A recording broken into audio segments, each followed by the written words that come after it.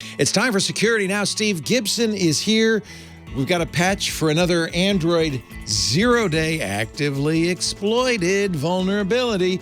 We'll find out why President Biden says, yikes, quantum computing. And we'll find out what this new FIDO initiative with Apple, Google, and Microsoft means. Is it more secure? Stay tuned. Security Now is next. Podcasts you love. From people you trust. This is TWiT. This is Security Now with Steve Gibson, episode 870, recorded Tuesday, May 10th, 2022. That Passkeys thing. This episode of Security Now is brought to you by Zentry Security. Remote work is here to stay. Zentry Security's zero-trust private access solution is a modern cloud-hosted alternative to a VPN. Enhance your security posture today. Try Zentry Trusted Access with a 30-day free trial by visiting zentrysecurity.com/twit. And by Collide. Get endpoint management that puts the user first. Visit collide.com/security now to learn more and activate a 14-day free trial today. No credit card required. And by privacy.com. Privacy lets you buy things online using virtual cards instead of having to use your real ones, protecting your financial identity on the internet. Right now, new customers will automatically get $5 to spend on their first purchase when you go to privacy.com/security now to sign up today. It's time for Security Now, the show where we cover your security, your privacy, your safety, how computers work. Anything else Steve wants to talk about, including science fiction? Here he is, ladies and gentlemen, Steve Gibson. Hi, Steve. And we will have a little sci-fi segue, since if you did see it, as you said you were going to, I did. The next night, we can talk about it. Yes. We will talk about that. And today's main topic is a topic, close to my heart. I titled it That Passkeys Thing after what the big announcement of what was World Password Day, it turns out, was not only that, Really? but Cinco de Mayo. Yes. And this is sort of a non-announcement. I mean, it was okay. And in fact, because as you and I were talking before we began recording, I sort of have a dog in this hunt because I spent 7 years of my life designing a solution which FIDO is still working to solve. I thought, well, I didn't want to get myself involved, but it was the most tweeted thing of the past week. Well, so I thought, yeah. well, okay. And if I hadn't invested 7 years in designing You're Squirrel, an expert. obviously I'd be talking about this. Right. So I shouldn't allow that to dissuade me from doing so. Well, But and you're first- an informed source. I was saying on MacBreak Weekly earlier, I really hope Steve fills us in on this. Yeah. So we're going to look at a patch to Android to thwart an actively exploited vulnerability. We briefly revisit Connecticut's new privacy law, and we take a quick look at the raft of recent ransomware victims. Not in depth. I just kind of want to just say, look at what's happening.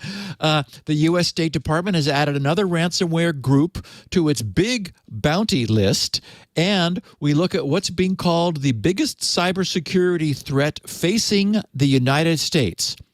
Meanwhile, the White House issues a memorandum about the threat from quantum computing, and we have the discovery of a new and pernicious DNS vulnerability that's unlikely to be fixed in our IoT devices. And after looking at F5 Network's new and quite serious troubles, we'll close the loop with some listener feedback, briefly discuss, or maybe not so briefly, because I think you and I will have some things to talk about, the past week of Sci-Fi news. Then we're going to finish by looking at the past week's most tweeted to me question. What's that Passkeys thing that Apple, Google, and Microsoft are adopting? The new FIDO Alliance thing. Yeah. The new FIDO Alliance thing. I can't and wait. We do have a wonderful picture of the week, thanks to somebody who knows that I appreciate what we would call physical humor. It's quite the head scratcher. It is. I want to talk about our first sponsor before we get into the meat of the show. and remind you a little bit about the Colonial Pipeline hacking. Remember that? Ooh, that was a case where the Colonial Pipeline was allowing employees and probably trusted third parties into their network. They were protecting themselves with a VPN. Employee left, had used an insecure password probably to begin with, and through a credential stuffing attack, the bad guys got in and brought down a major oil pipeline, a big infrastructure facility that was significant in ransomware annals. Where did they go wrong, you might ask? They went wrong because they didn't do zero trust, because they said, well, if you've got a VPN access, you must be okay. Have at it. Clearly not the solution. I've got a better solution for you. Zentry, Zentry, Zentry Security. I think we now know remote work is here to stay. The pandemic sent people home. And, of course, everybody suddenly knew what a VPN was, right, and started using them. But the VPN really was designed for a very different, probably somewhat less hostile environment, right? I remember my first VPN. I used to VPN to the radio station down in L.A., and I had the Cisco app that I had to put on my Mac or my PC, and I had to log in to their VPN endpoint, and then I could get into the company network. Therein lies the problem. I could get into the company network. I could now wander around throughout the company network. They assumed, well, if you can get in, you must be an employee. Well, times have changed, right? Threat actors now are going after those remote workforces, and they're doing it with sophisticated phishing attacks. They exploit vulnerabilities in RDP. They're doing credential stuffing.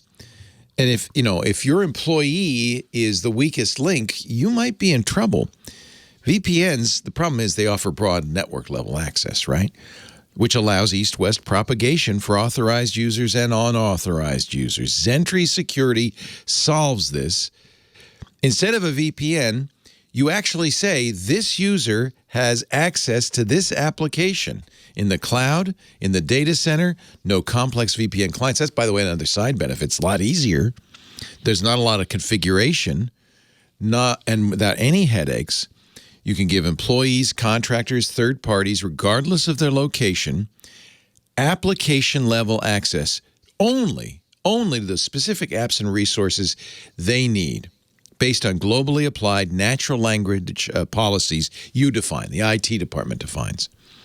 And it's very easy to find the rules. Think of it as it's probably very similar to the firewall rules you're already writing.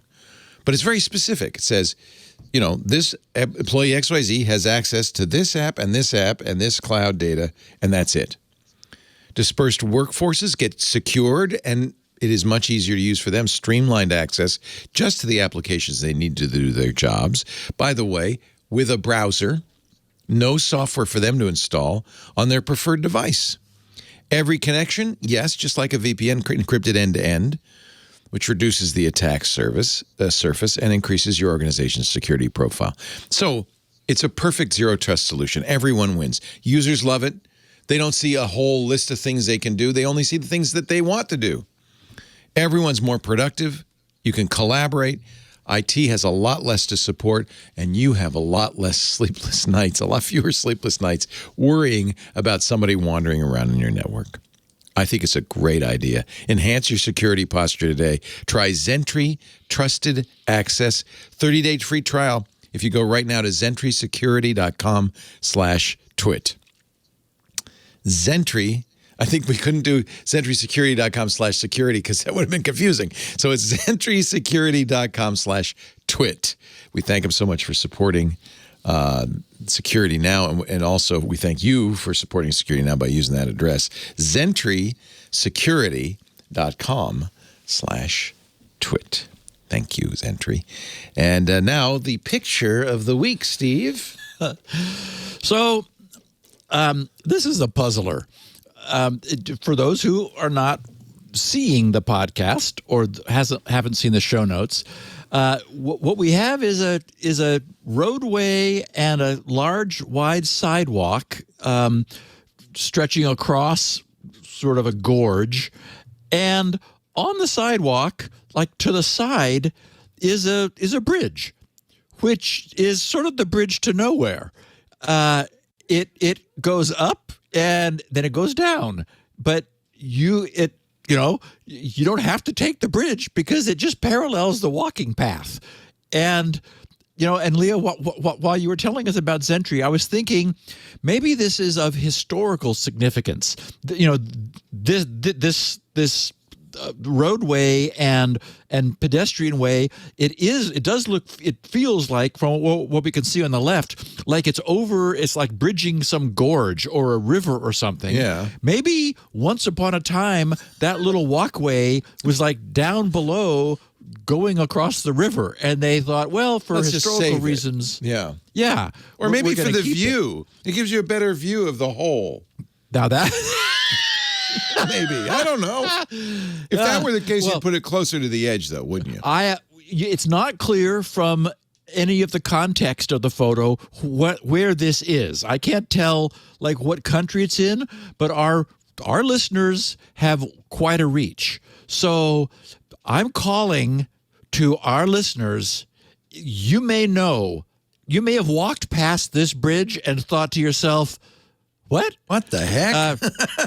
It looks like on these road signs, looks like there might be Chinese. There are like distant road signs in the background. So if anyone knows what this is, where it is, why it is, it would be interesting to find out, and I will certainly share that with. You can almost read that. I want to see it. It's hard. It's either blurry or Chinese. I can't tell. Anyway, so I love the caption that came with this. I tweaked it a little bit. So here we have this bridge, right? That it doesn't really do anything. You don't have to go up it. You could if you want, but you're just gonna get back to where you were. And so the caption reads for our audience. I mean, for this topic, when you don't know what that code does, but you assume it must be important, so you just leave it alone. Yeah. Yeah, don't take it out. Yeah. Like you might be afraid to remove this bridge, Leo, because it serves a mysterious purpose. Like, as you said, gazing into the hole from a better altitude. altitude. Find out, for sure. Yeah. So, but better just maybe give it a little bit of leeway and just say, well, okay, fine. We're not going to, you could change your mind. Today I'll take the bridge. Tomorrow I won't. Either way, you end up at the same place. Anyway, thank you to our listener who said, okay, Gibson, you're gonna like this one. Google updated Android to patch an actively exploited vulnerability, not for the first time. This was just their monthly security patch release. It fixed 37 flaws across various components. One of them is a fix to an actively exploited Linux kernel vulnerability that came to light earlier this year. It was a little odd that it took them as long as it did. That vulnerability is CVE 2021. That's last year's CVE number, 22600. It has a CVSS of 7.8, ranked as high severity because it could be exploited by a local user to escalate privileges or deny service. And as we know, especially in the Android ecosystem, where it's not that difficult for malware to be running on your phone, right? I mean, like, people download this crap from the Google Play Store all the time, saying, oh, look, it's going to improve your cell phone service and squeeze your memory down to give you more memory. And when you're not looking, it's going to polish your shoes. And someone says, hey, that sounds like a good idea. I want some of that. And so they download it. Well, the app is constrained by Linux's security rings, right? Unless the app knows about this CVSS 7.8 it's a high severity exploit, which allows it to escalate its privileges to root and root around in your phone. So the flaw was a double-free vulnerability residing in the packet network protocol implementation in the Linux kernel. And, it's kernel-wide, so not really just Android. It could cause memory corruption, potentially leading to at least denial of service, or, if you're a clever hacker, execution of arbitrary code. And as I said, it wasn't just Android that was vulnerable. Patches were released by various Linux distros, including Debian, Red Hat, SUSE, and Ubuntu back in late 2021 in December, and also early 2022 in January. And it's unclear why Google didn't patch this one sooner. Maybe Jay just figured, well, as far as we know, it's not being used. So anyway, now it is. And so now they did. They said there are indications that CVE 2021-22-600 may be under limited targeted exploitation.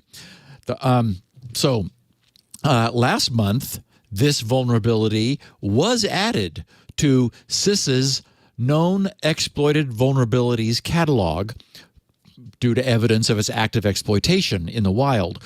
Google also patched 3 other bugs in the kernel, as well as 18 other high severity and also 1 critical severity flaw, which was in the MediaTek and Qualcomm components. So, update.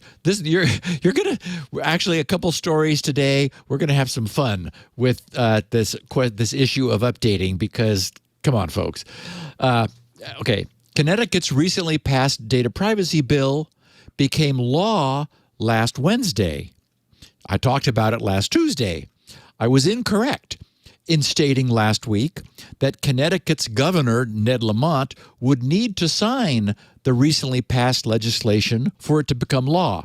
That's normally the way it works. It turns out that the state, Connecticut, has a rule that bills which have been passed in the state assembly become law automatically 5 days after they're passed when during a legislative session.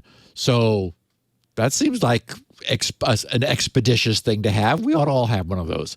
So consequently, Connecticut now joins California, Virginia, Colorado, and Utah to become the 5th state to create its own privacy law in lieu, and because the federal government isn't doing anything about this.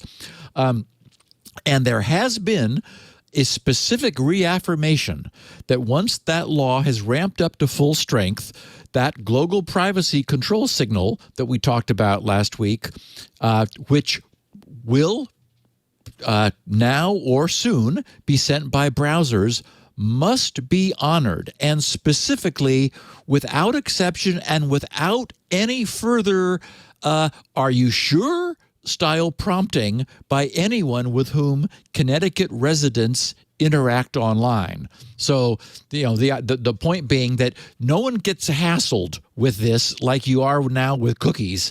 If you're sending that GPC signal, the browser cannot by law challenge you about that. Yay. It just has to say, okay. Darn, and go with it. By the way, Web4849 in our chat room has discovered the location of this bridge to nowhere. It is in Korea, the Donggan Bridge, and in Songnam City. And it apparently is intended to not go anywhere. When walking along the 72-meter-long bridge, passers-by can choose to walk straight on, or if they, quote, had a little more strength in their legs or a little more time, they could opt to cross over an overpass to get from one end to the other. You could also observe from it the Pangyo Techno Park. Leo, you got it. You get. It's an observation point, and when they call it an overpass, we should note that it's not passing over anything except sidewalk. Apparently well known in Korea, and thank you to one of our chatters, Web4849, who fantastic. Took I love seconds, mere seconds. To love find the that. reach of our listeners. Let me think of other things I don't know, Yes, and we can ask some other questions. Okay, I promise not to dwell at length, ad infinitum on ransomware attacks, but my concern is that in honoring that promise to the letter, we're downplaying it. So I decided, okay, from time to time, I'm just going to kind of give people a sense for it. So, for example, Trinidad's largest supermarket chain was crippled by an attack. The German Library Service is struggling to recover from a ransomware attack. A major German wind farm operator confirms a cybersecurity incident, which was ransomware. Austin, PA State University in the U.S. was hit with ransomware. The ADA, that is our American Dental Association, confirmed a cyber attack after ransomware group claimed credit. Coca-Cola is investigating claims of a hack after a ransomware group was offering their stolen data for sale. Oops. Conti ransomware has deeply crippled the systems of the electricity manager in a Costa Rican town, and the newly elected president of Costa Rica has since declared a state of emergency as a consequence. The agricultural equipment maker AGCO has reported a ransomware attack. A cyber attack has taken down the network at the State Bar of Georgia. And classes have resumed at Michigan Community College after a ransomware attack, and classes at Kellogg Community College will be resuming tomorrow, after 2 days of outages caused by a ransomware attack. In Battle Creek, Michigan, nearly 7,000 students were told last Monday, May 2nd, that ransomware had crippled its systems the previous Friday, April 29th. The school was forced to shut down its main campus in Battle Creek, as well as branches in Coldwater, Albion, and Hastings. So there's your Lord. snippet. What it tells you is it's so commonplace now that it's not worthy of note, right? Yes, it's just like it's bad, and it doesn't seem to be getting any better. But I just wanted to sort of like put a little punctuation on this. It's not because I'm not talking about it. It doesn't mean it isn't happening. Oh, no. And that this isn't like a really big problem. And which leads us to our next story. The U.S. State Department offering a $10 million reward for information about Conti members. The U.S. State Department has begun offering $10 million rewards, plural, for it. So it's not just a first come, first serve. You can, there'll be a line for any information leading to the identification or location of people connected to the Conti ransomware gang. And in addition, you can get an additional $5 million reward if any information you provide does lead to the arrest or conviction of a Conti member. So a total of $15 million to anyone who can turn in a member of the Conti gang. And, this is U.S. dollars, 10 million, 15 million of them. You got to think that this would make anybody associated with Conti quite uncomfortable. There must be others outside of the immediate gang who are not themselves criminals, so they don't face prosecution, but to whom members of Conti have bragged about, over drinks or, I keep trying to say pillow talk, but no. So in a statement on Friday, State Department spokesman Ned Price told us something we already know, that Conti has been behind hundreds of ransomware attacks over the last several years. He said, quote, "The FBI estimates that as of January 2022, there had been over 1,000 victims of attacks associated with Conti ransomware, with victim payouts exceeding $150 million, making the Conti ransomware variant the costliest strain of ransomware ever documented. The memo also notes that the group has recently claimed credit for that wide-ranging ransomware attack that targeted the government of Costa Rica as it was transitioning to a new president. The attack crippled the country's customs and taxes platforms alongside several other government agencies. And as I noted before, the attack also brought down one Costa Rican town's energy supplier. Conti also attacked, as we had documented at the time, Ireland's health service executive a year ago, back in May of 2021, which resulted in weeks of disruption at the country's hospitals. Ireland refused to pay the $120 million ransom and now estimates it may end up spending $100 million recovering from the attack.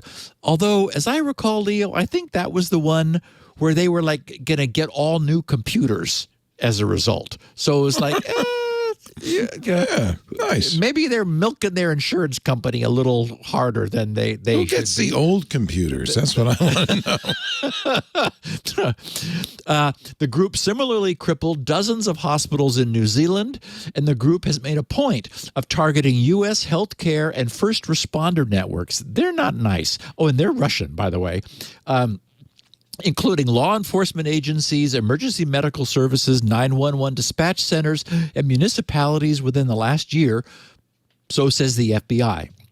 The group has suffered a number of internal breaches over the years, the most notable of which occurred a few months ago in February after it expressed public support for Russia's, no surprise, invasion of Ukraine.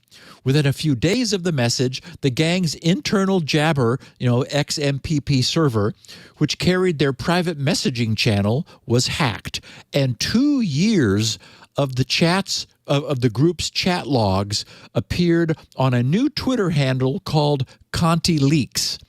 The leaks revealed the group's inner workings and illustrated the way they chose their targets. However, those leaks did nothing to slow the group down. Last Wednesday, they added New York-based architecture firm EYP to their list of victims. So, Conti now joins the ranks of those carrying a serious bounty on their heads.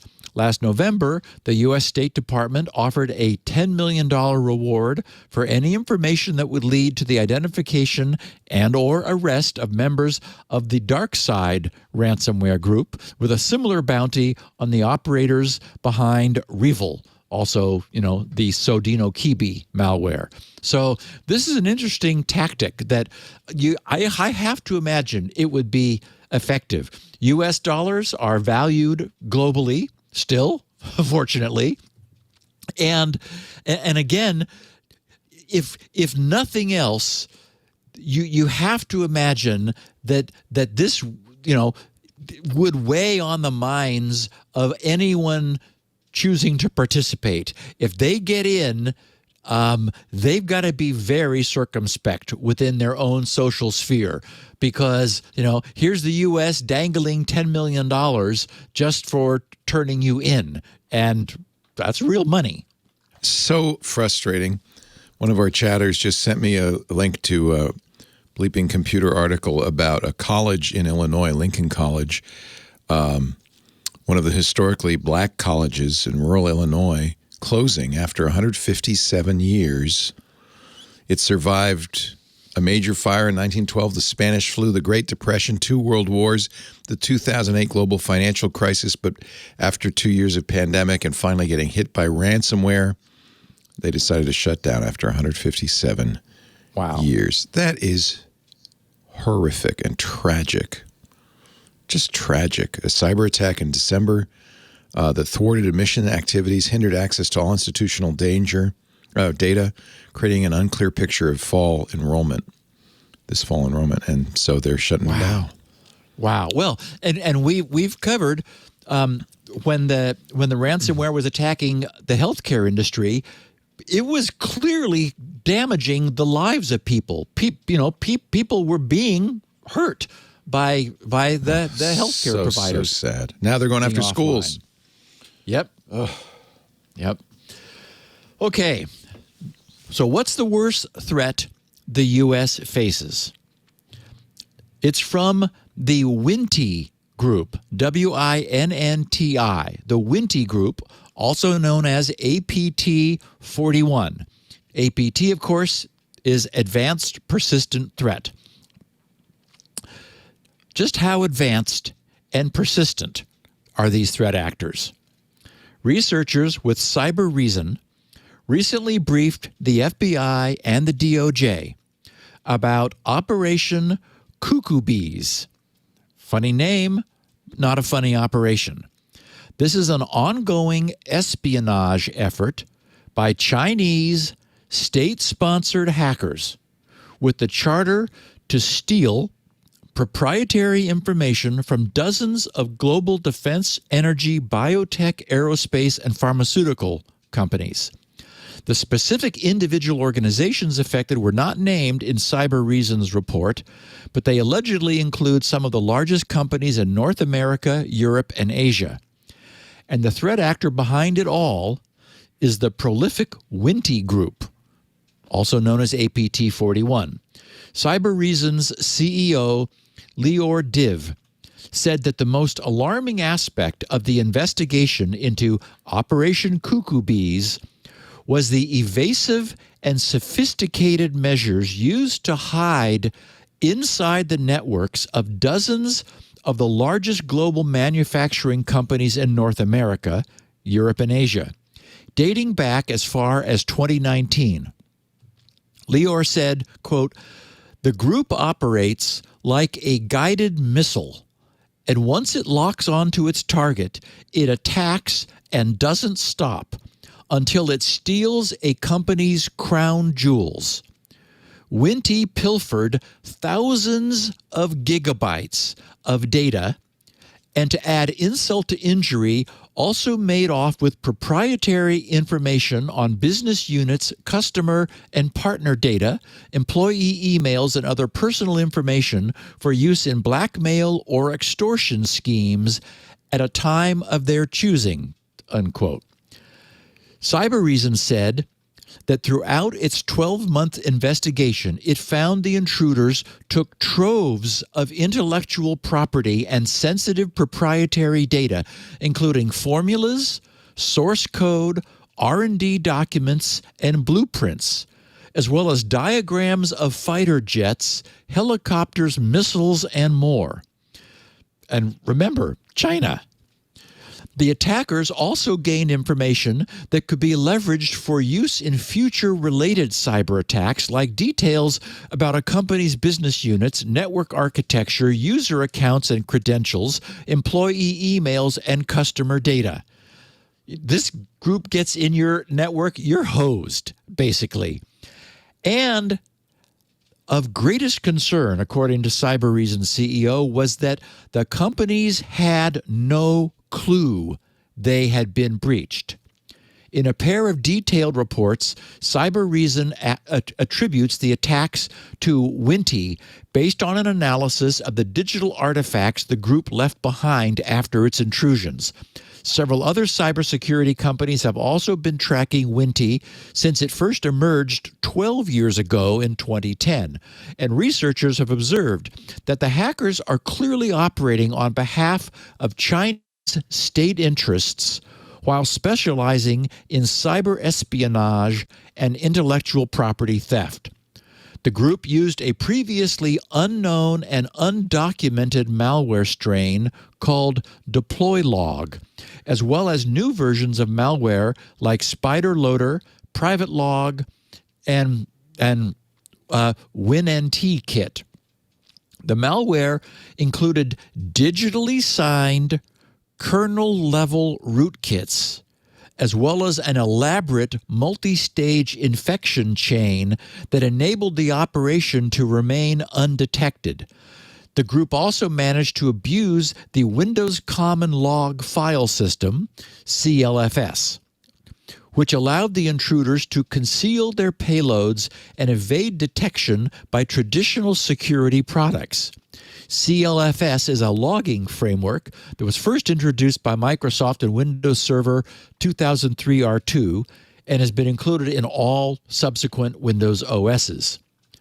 Cyber Reason explained that, quote, "The attackers implemented a delicate house of cards approach," that was their term, meaning that each component depends on the others to execute properly, making it very difficult to analyze each component separately.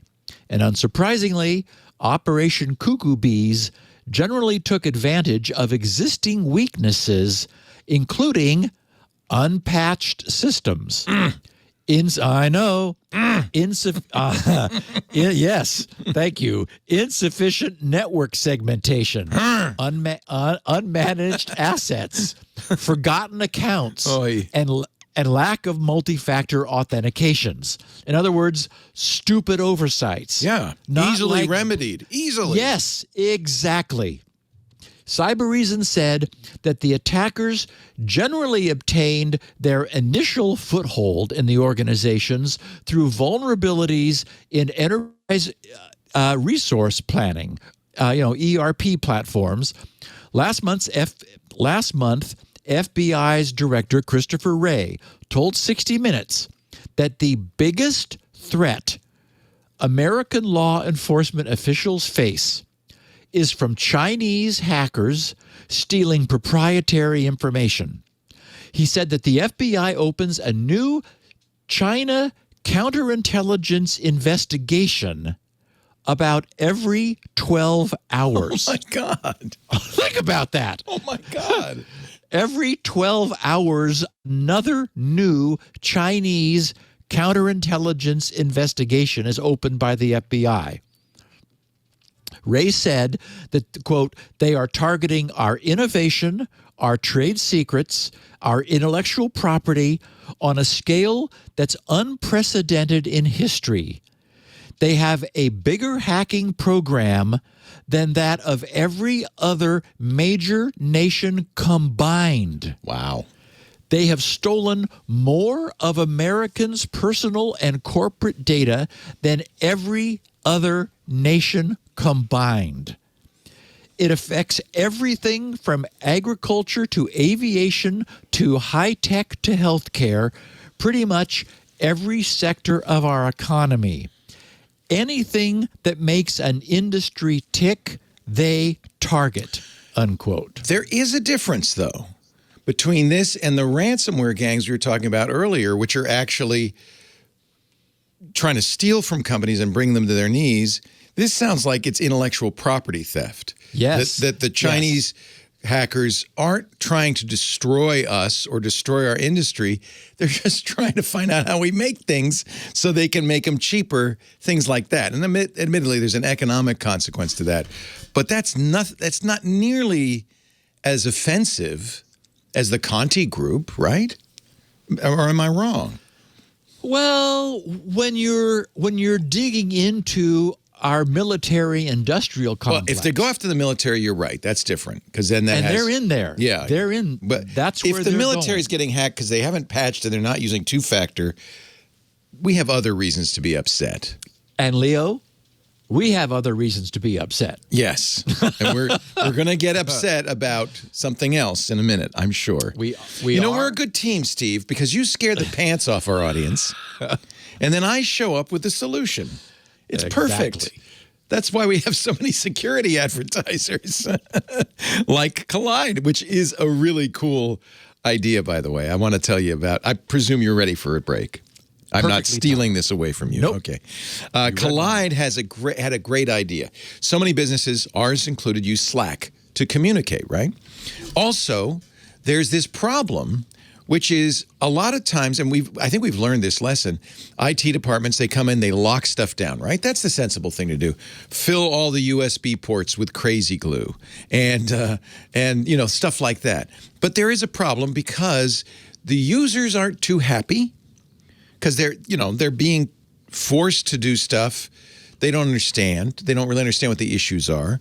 And then what happens is users start using their own stuff, their own devices. They all have laptops. They say, well, my laptop is so locked down by IT, I'm going to use my own. And that now we have a whole nother kettle of fish. Wouldn't it be great if you could get endpoint management that users bought into, that they understood, that they said, yeah, I'm going to do that. That's a good idea. It's possible, and that's what Collide has. It's a new take on endpoint management that asks the question, how can we get end users more involved? The old school device management, MDM, locking down your devices without considering employees' needs, or even attempting to educate them about why you're doing what you're doing, or enroll them as your support. Imagine if your security team was expanded to include every employee in the enterprise. Wouldn't that be great? Well, that's what Collide does. It's built by like-minded security practitioners who in the past have seen just how much MDM was disrupting end users, and how often end users would get so frustrated they just switch to personal laptops and not tell anyone. And that is even worse. Collide is different. Instead of locking down a device, Collide takes a user-focused approach. Now, I know this is sometimes hard to get by, especially some of the old-school IT folks. User-focused, not on my watch. What do they know? But you see, if you can get your users to be part of your security force, it's so much better. What happens is Collide communicates security recommendations to your employees right there on Slack in a friendly way. Look at the Collide webpage. There's some very good examples of this. So instead of locking down a device, as Collide is set, in fact, they'll experience Collide right at the very first, because it says, okay, it's a guided process. Let's install Collide. It starts with the end users installing the endpoint agent on their own. Okay, come on, we're going to install Collide together. I know sometimes we say, oh, no, we can't let the end users do this. But honestly, if you can get them to go along, your job is much, much easier. Security goes from being, we say what goes and that's that, a black and white kind of state, to dynamic conversation. And so the first Slack message they get from Collide says, okay, let's install this endpoint agent. Here's why you need it. From there, Collide regularly sends employees recommendations anytime their device is in an insecure state. So if, for instance, they take off the password on their screen lock, then they'll get a message saying, hey, I see you don't have a password on screen lock. Let's set that up. Because that way, somebody can't come over and use your machine while you're at lunch, that kind of thing. Nuanced issues that are hard sometimes for us to communicate, although if you listen to this show, you probably have some pretty good ideas. But things like asking people to secure two-factor backup codes because they just left them in their download folder in plain text, that kind of. And we'll actually notice that, and it will send them a message saying, hey, I notice you've got this file in your download folder that has all your passwords, your two-factor keys in there. You might want to do something about that. Can we help? Can we do that? Let's do that together. Because it's talking directly to employees, Collide is educating them about the company's policies and how to keep their devices secure using real, tangible examples. These aren't theoretical scenarios. They're things that are actually happening on that computer right now. Cross-platform, it works on Slack for Linux, Mac, and Windows. It puts end users first. As your team uses Slack, you gotta get Collide. Endpoint management that puts the user first. K-O-L-I-D-E. Collide.com/security now. You can learn more. You can activate a free 14-day trial. There's no credit card needed. KOLIDE.com/security. Now you'll also get a goodie bag of Collide swag after signing up for a new trial. Just some fun stuff, stickers, that kind of thing, mugs, T-shirts. I think this is a really, really good idea. I love this. KOLIDE, Collide.com/security now. That way your security team is everybody who works for you. Collide. All right, I'm ready to talk about quantum computing. And in fact, for a long time, I've been wanting to ask you how. I look at this, and to me, it looks like Google and everybody. It's just a way to get money from the feds. Like they aren't really. Are we close? No. No. Okay, so this one made me shake my head. Okay. The headline was White House wants nation to prepare for cryptography breaking quantum computers.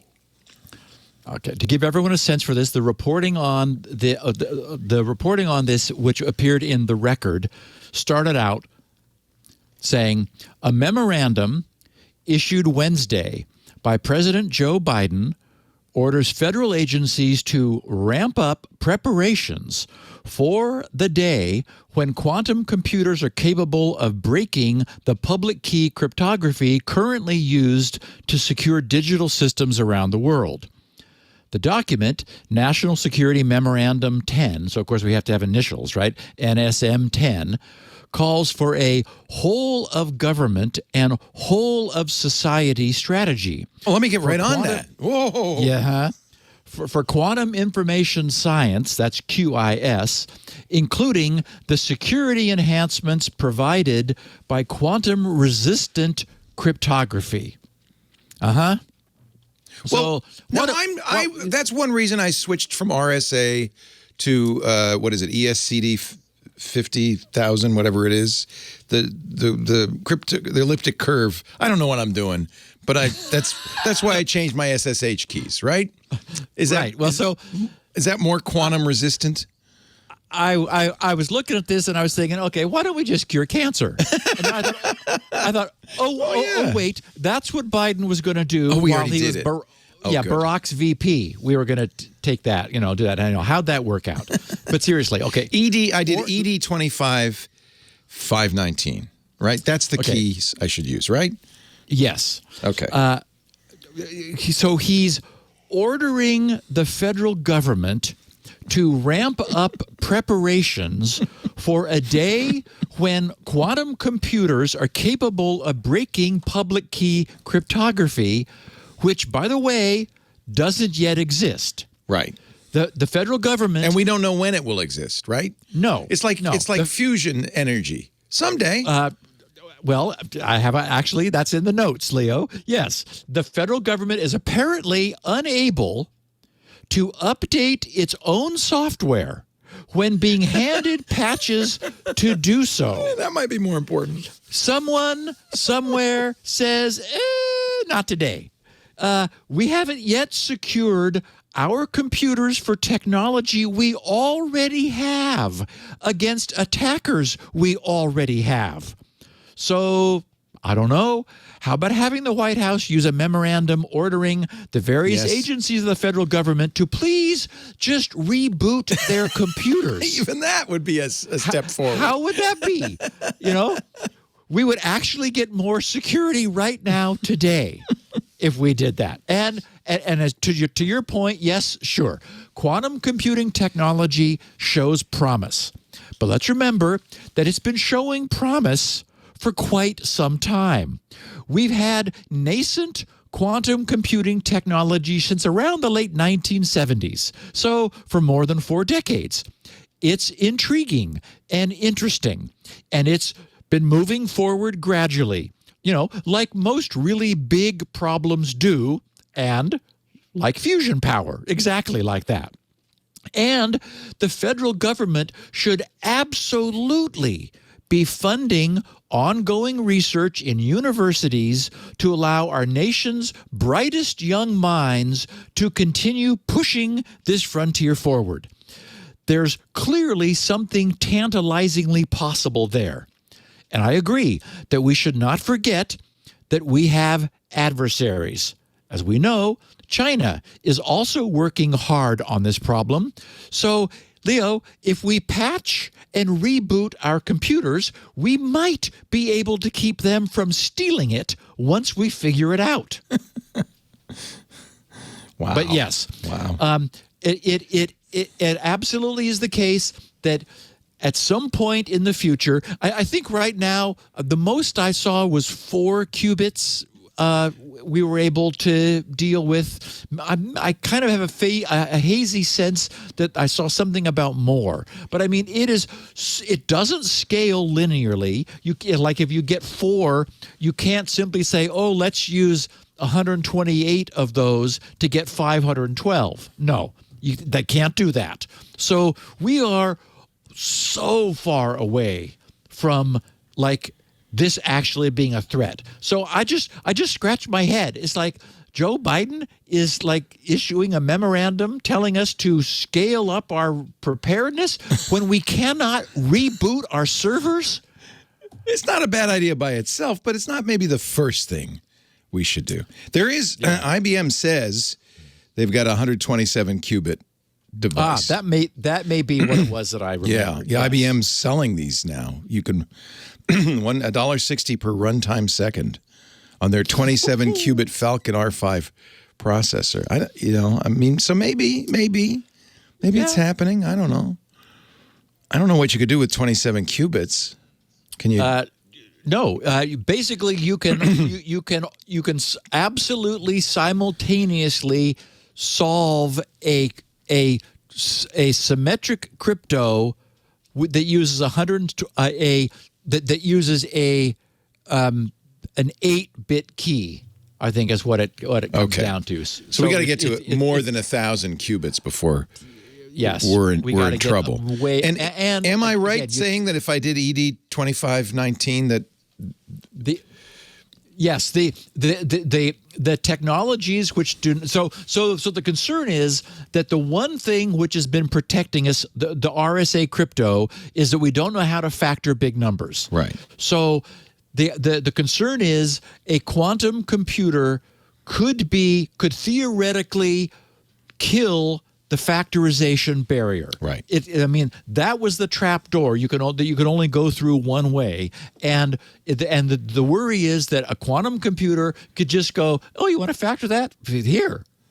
I mean, like it doesn't even take any time. Just here. Here's the factors. Like, yeah. So we're wanting to get away from a crypto that is based on the multiplication of two primes that you're then unable to factor. Well, elliptic curve crypto is that. So you get enough bits of elliptic curve crypto, and we're not worrying about factorization any longer. I think I'm doing 512. No, 500. Yeah. It's weird. It's 521 bits for some reason. I don't know what that means, but like I said, I just put in the formula. That's all. That's good. And that's what's so easy about this. And this has been the point I'm making. We have all the tools, all the toolkits are there, all the work has been done. The academic guys have pounded on it, and they've said, here you go. And so all it takes now is just plugging these in and using them correctly. And unfortunately, and not making any bad mistakes, which continues to dog us. Okay. As I've often said, I am stunned by the elegance and fundamental simplicity of the Internet's design. It was so beautifully conceived in the beginning, but as we know, it's not without a few blemishes. One of the original sins of the Internet's early design was, and still is, a lack of entropy in some fields which are critically important. This entropy is crucially necessary for robust attack resistance. And in defense of the Internet's early designers, the last thing they were thinking about while they were trying to get this whole thing to go was about active and aggressive adversaries. They were trying to keep coincidental things from causing a problem, which is very different from preventing an active aggressor from leveraging their design to create mischief. That wasn't on their map at all. So they designed and built beautiful technology which has, against all odds, withstood decades of explosive growth, being put to use in applications they could never have and didn't ever imagine. But we got a few problems. For example, the endpoints of a TCP connection are identified only by an IP address and a port number. And the progress of the connection's data flow is tracked by a 32-bit sequence number. In the early days of this podcast, we examined how the predictability of the sequence numbers being issued by TCP/IP software stacks could be weaponized and used by attackers to splice into existing TCP connections. Since nothing identified the other endpoint other than its source IP address and source port, TCP packets carrying spoofed source IP and source port and guessing a sequence number that would be expected by the receiving endpoint could, and did back then, succeed in injecting malicious traffic into established TCP connections.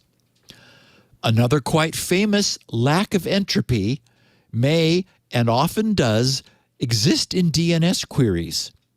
Being UDP, the spoofing task is much easier.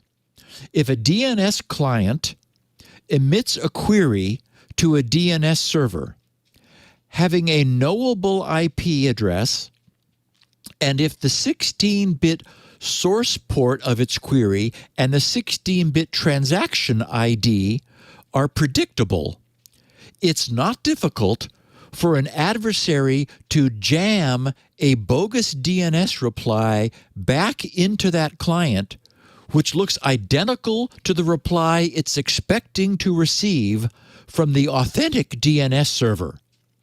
And as we know, this form of DNS cache poisoning spoofing attack can have devastating consequences. The IP being looked up will be altered, and traffic will be silently redirected. It was the realization of that which hit Dan Kaminsky back in 2008, when nearly all DNS servers in the world were vulnerable to exactly that attack, because their queries had very low effective entropy. That caused the world to secretly prepare and then synchronize a simultaneous global update of all affected DNS servers. It was a great example of global coordination. But we missed something. Something that today afflicts many IoT devices, such as routers by Linksys Netgear and those loaded with OpenWRT firmware, as well as Linux distributions like embedded Gentoo. This exposes many millions of IoT devices right now, today, once again, to this once-solved security threat. What we missed, or at least weren't worrying about 14 years ago, was that it's not only DNS servers and our desktop operating systems which emit DNS queries. They were all fixed.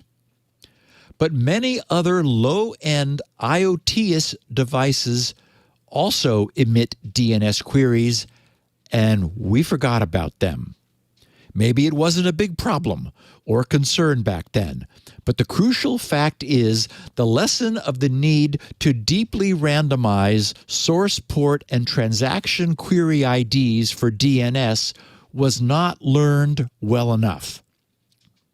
Nozomi Networks Labs discovered a vulnerability now being tracked as CVE 2022-3295, which affects the DNS implementation of all versions of micro C libc and micro C libc-NG, which are very popular C standard library replacements used in many IoT products. You know, the C standard library is this big library which is very capable, highly cross-platform. You can compile it just for about anything, but it's huge, and it does way more than a little IoT product with tight memory constraints needs.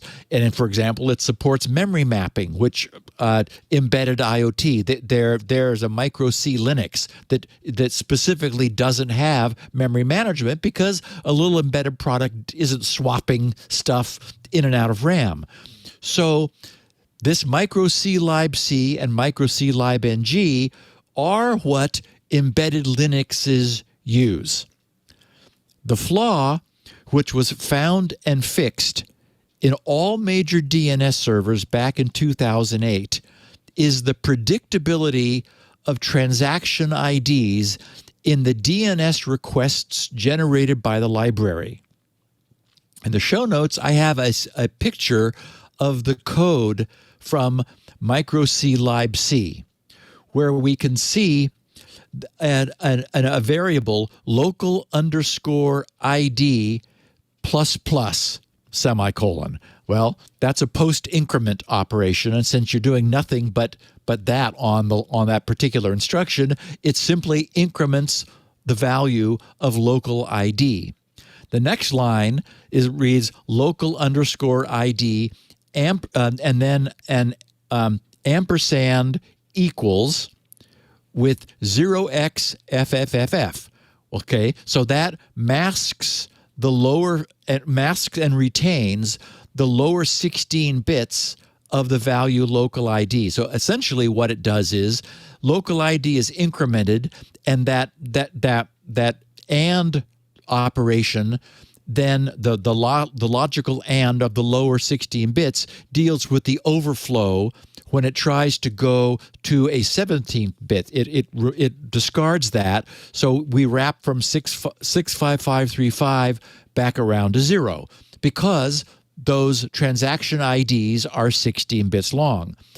In other words, what this does, of course, is produce absolutely sequential DNS query transaction IDs. The problem that took the wind and the breath out of the entire network world 14 years ago is present in this library and apparently has been since its beginning.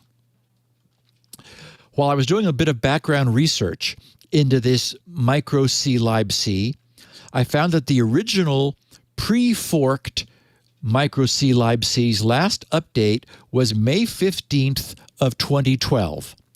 So 10 years ago, exactly this coming Sunday.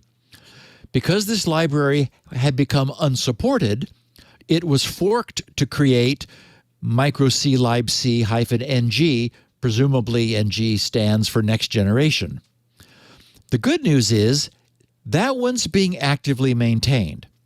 But under its home page's history section, talking about the history of micro C-lib-C-NG, it explains micro C-lib-C-NG is a spin-off of micro C-lib-C from Eric Anderson, and then from http://www.microclibc.org.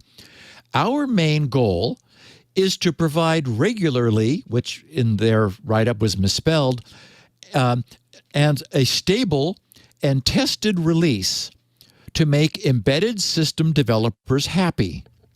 The first release, 1.0.0, with the code name Lef Blonde, was made while visiting FOSDEM 2015. It was prepared in a hotel room in Brussels on the 1st of February 2015. All releases are prepared while drinking a pair of Belgian beer since then.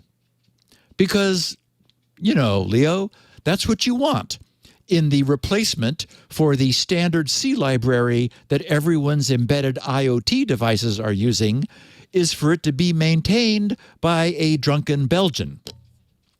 The idea to fork micro C-lib-C started in July 2014, they wrote, and was discussed on the Buildroot and OpenWRT mailing lists. Okay, so we've identified a well-understood flaw that has been present in embedded Linux-based IoT devices which use the micro C-lib-C library or the micro C-lib-C-next generation library for the past decade or so. Apparently, no one thought to look before now. Now the world knows. I'm pretty sure that the OpenWRT folks will get on this and fix it because that's who they are. The fix, after all, is trivial. The transaction ID sequence simply needs to be unpredictable. And it needs to be unpredictable per instance of that device booting, right? You can't just like make a fixed pseudo-random sequence, because anyone can reverse engineer the firmware, see what the sequence is, and then go back to predictability.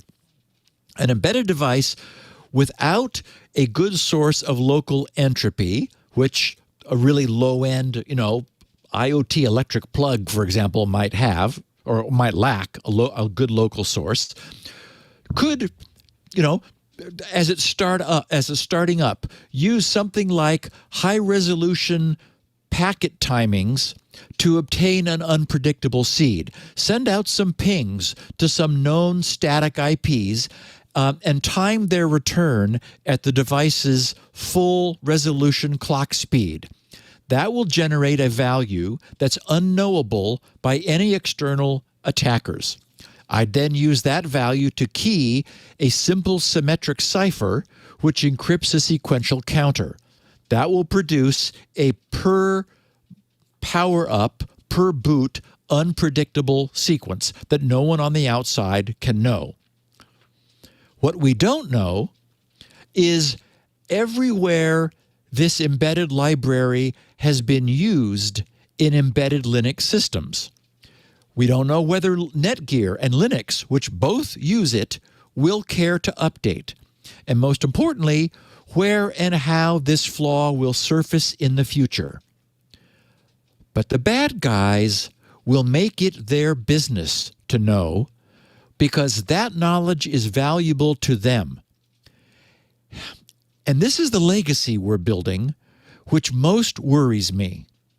The growing number of well-known problems that are accruing, mostly under the radar, and which are not being diligently fixed.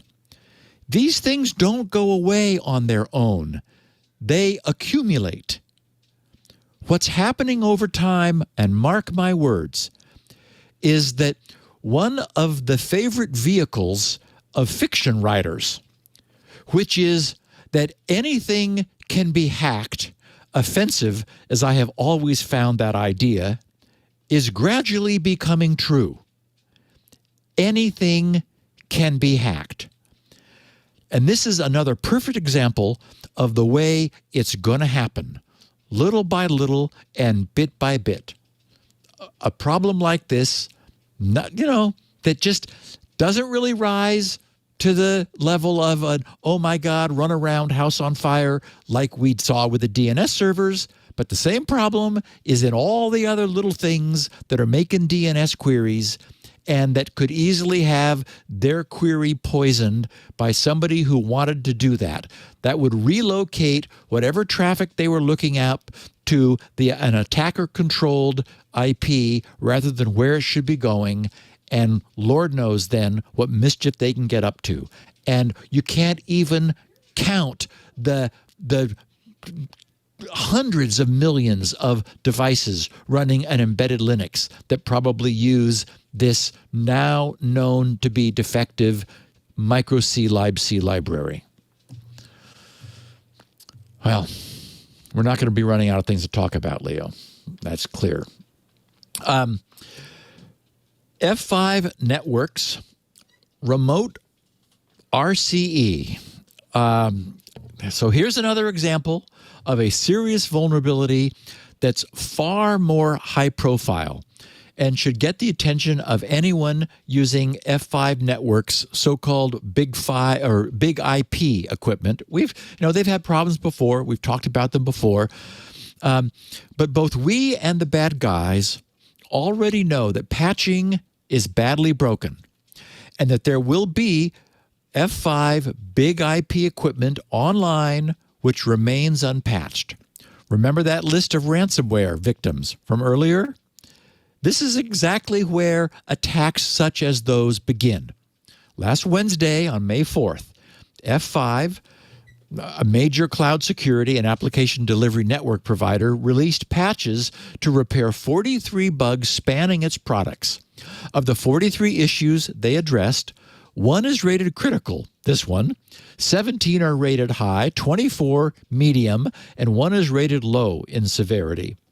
But that critical one, oh baby, it carries a CVSS of 9.8, which arises from a lack of an authentication check, which will allow attackers to take control of an affected system.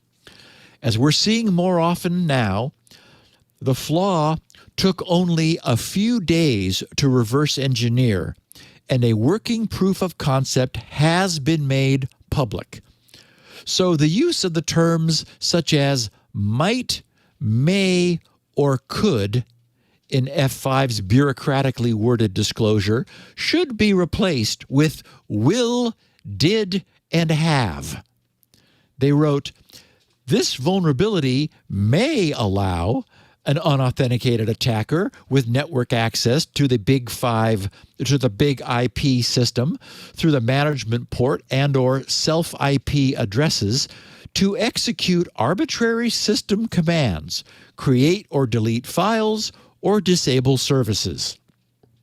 And this security vulnerability appears to be long-standing since it affects all 6 most recent major version release chains, version 11 through version 16.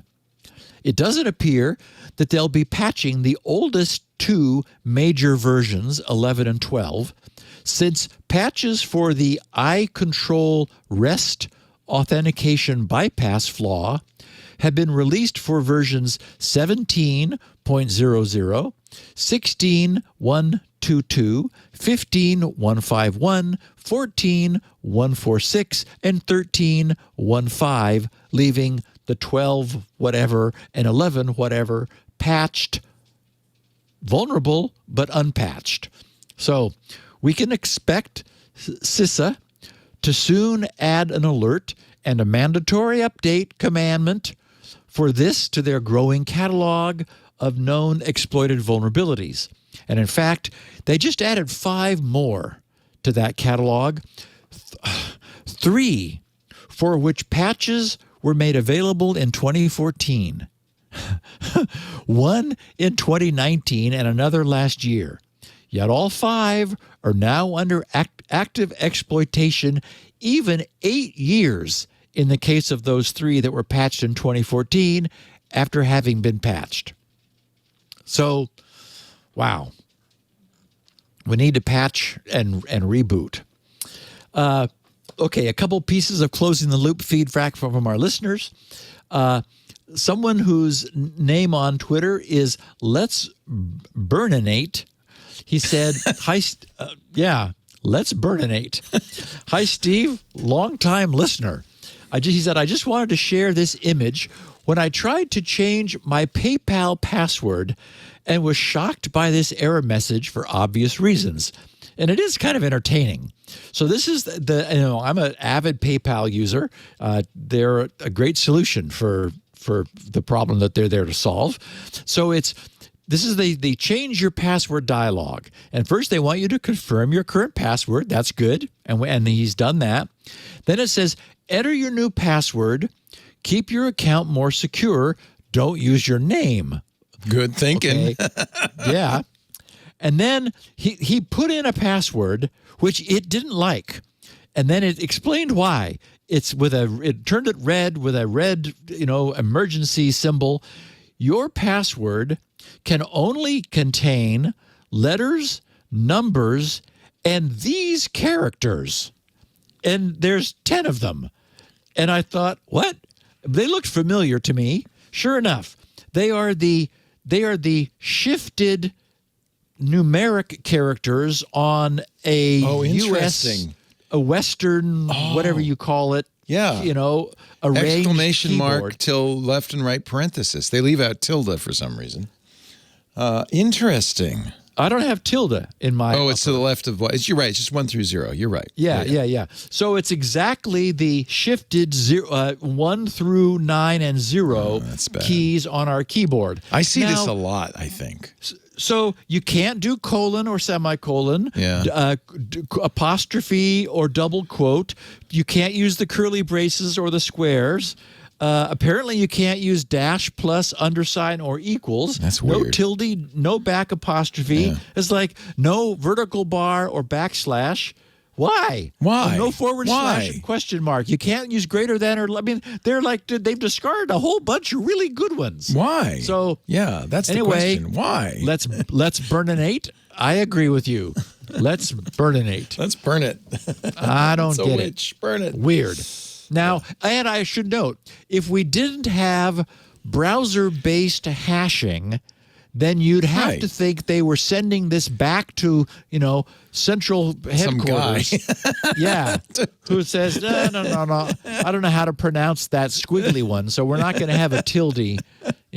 Nobody knows what a tilde is. So it's like, okay, wow. Yeah. Again, there is no logic reason. whatsoever Yeah. to them excluding those. Auk, whose handle is at Adrian Terry, he said, RE, feedback on 869's Moxie's Knock Knock. He said, one can minimize their exposure of things on the internet without punching holes on their NAT routers. On 833, you mentioned a couple of more options to overlay networks other than Tailscale that might enable one even on a home residential IP to be able to interconnect their devices across the internet even with their IPs changing. And Auk, you are absolutely right. I wanted to make sure I mentioned that. I thought that was, thank you for the tweet. He's of course right. This new class of so-called overlay networks, Hamachi was the first one that appeared, and now there's a whole bunch that are free in public domain and great looking by all appearances. That is another way to allow a roaming device to participate in an overlay network which is being maintained by a machine on your network or a router on the border and not have to do any sorts of hole punching. So again, thank you. And then Bob Grant asked, hi, Steve. Thank you for your recommendation on McCullum, meaning Michael McCullum. He said, can you suggest a good starting point for reading him? And I think I'd start with his Gibraltar trilogy. I think that was the first one that we all read here on the podcast. He writes, Michael McCullum writes old school, hard sci-fi, where for me, no otters drifting down rivers is what you're saying. We'll talk about that in a minute. Yes. Okay. The joy is in his plot devices. I love being surprised, and I have always found Michael's work to be full of delightful moments. And to your point, Leo, speaking of sci-fi, I told our listeners that there would be the first episode of a new Star Trek series that I had great hopes for, Strange New Worlds, premiering last Thursday. It did. I watched it, and I loved it. Oh, it's very much in the old school. Every episode has a beginning, middle, and end.